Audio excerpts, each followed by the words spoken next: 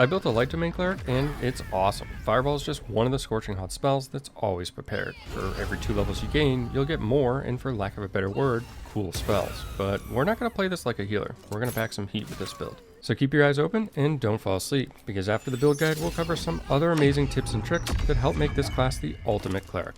The first step is simple. We got to build a cleric. Ready? Let's go.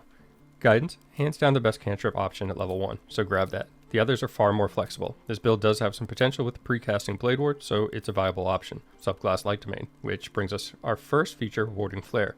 This can be used as a reaction to impose disadvantage on an attacker, making us harder to hit. Combine that with the Blade Ward I mentioned, and even if they do hit you, it doesn't really matter. Burning Hands and Fairy Fire are the first 2 domain spells, and if this is your first time with a build that works like this, all of the domain spells that you gain will be always prepared. If you're planning to use Hair of the Hag on this character, put your Wisdom to 17. If not, put those 2 points into Strength, Intelligence, or Charisma. Dexterity to 16, and just take note that this character can make good use of the Gauntlets of Dexterity, in which case you've dumped that stat. This guide will show you the version that assumes you'll do none of that, and I'll leave the ability scores on the right side of the screen as we continue for a bit. Proficiencies are very limited, grab 2 of the 3 and move on. A level up will bring Turn Undead, and there's a few situations where this is handy in the game, but most people forget about it when the time arises, so don't forget. Radiance of the Dawn is a large AoE that both dispels darkness and deals damage. Further, it uses a channel divinity charge and not a spell slot, which helps this character's longevity between rests. Also, we'll cover the prepared spells at intervals rather than doing them each level. Flaming Spear and Scorching Ray are the next pair of domain spells we gain, and neither of these are terrible spells, but the upcasts aren't amazing, and they compete with spell slots against Hold Person and Aid, so although you may use them, they likely won't see the most use in your arsenal. Level 4, pick up the most useful cantrip remaining, and select a feat. Ability improvement is preferred here to boost your wisdom to 18, or 20 if you used Hair of the Hag and started with a score of 17. Reach level 5, and that means Fireball. You also get Daylight, which you might use later on, but Fireball, yeah. And to go with that at this point, I'd recommend the spells shown on the screen now. Next we get Improved Warding Flare, more spell slots, and Channel Divinity charges. 2 more domain spells, Guardian of Faith and Wall of Fire. Both are useful and powerful if positioned correctly. Guardian of Faith excels near clumped up mobs, and Wall of Fire is great for creating a choke point to funnel enemies through, or deal damage if they just pretend it's not there.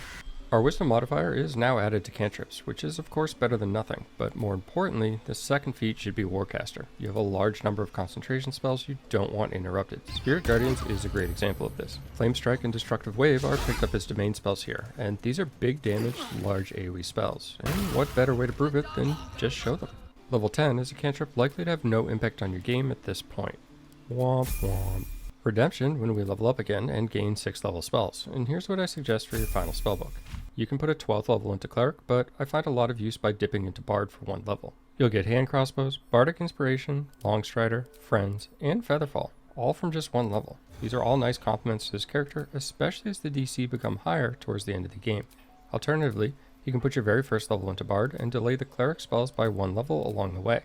Of course, the option to just put the level in Bard whenever is convenient works as well. You offer utility in the form of Hold Person, allowing the melee party members to capitalize on for huge damage. Planar Ally can bring another body to the battle, or you can use Hero's Feast for incredible survivability gains. Aid is another very powerful support spell, and this is a great choice for upcasting to get even more benefit from it. Definitely try it out, and don't forget this is a potent ranged attacker when you're trying to conserve spell slots as well. Freedom of Movement, Sanctuary, and Blindness are also great tools at proper moments. Plus, this character can tank. There's no reason to be scared of the Frontline, giving you lots of forgiveness and versatility with your remaining party member choices. By tanky, I mean you can exceed over 25 armor class, well over 100 hit points with immunity to poison, disease, and frighten while getting advantage on wisdom saving throws.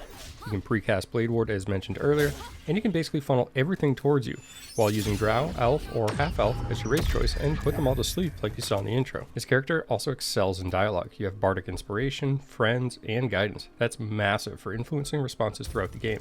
You've got Longstrider and Featherfall, both can be used on the entire party without using up a spell slot. There's no build-defining equipment with this, making it great from the start to finish of the game. So regardless of other party members that you might have specific gear in mind for, you can just use whatever the best available pieces are, which is really refreshing. There's no need to wait and respec or play a different build until level 8, etc. So give this build a try on your next cleric. Leave a comment if you've played this or a similar build before, and let me know your thoughts if you think you've got a build that is even stronger.